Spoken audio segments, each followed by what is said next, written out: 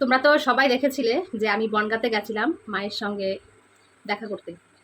তো মায়ের সঙ্গে দেখা করার কিছু উদ্দেশ্য ছিল, তো সেই জন্যই গেছিলাম। যাই হোক, তো প্রথম উদ্দেশ্য বলি, আমার ছেলেকে যেহেতু আমি আবার বিরাটিতে ভর্তি করেছি, তো কিছু জামা কাপড় বই খাতা বাবার বাড়িতে ছিল, তো সেগুলো মা দিতে এসেছে বনগাঁ স্টেশনে, সেখান থেকে আমি নিয়ে আসছি আর কি।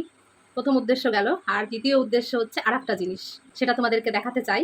তো এই দেখো, উদ্দেশ্যটা হলো এই যে কত বড় একটা গামলা নিয়ে সামনে বসেছি, তো কি বলবো। তো এর ভিতর কি আছে তোমাদের একটু দেখাই আর কি। দ্বিতীয় উদ্দেশ্যটা হলো এই যে আমাদের গাছে কলা হয়েছিল, সিঙ্গাপুরি কলা।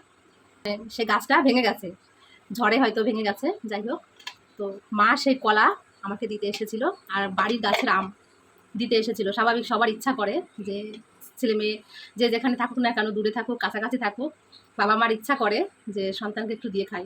প্রত্যেকটা বাবা মা সেটা ইচ্ছা করে। তো সেরকম একটা ব্যাপার, আমার মা এই যে আম প্লাস তোমার কলা, বাড়ির গাছের কলা বাড়ির গাছের আম সব দিতে এসেছিল। তো দেখো এই যে সিঙ্গাপুরি কলা, এটা তো এখনো পাকেনি, এটা কাঁচা আছে।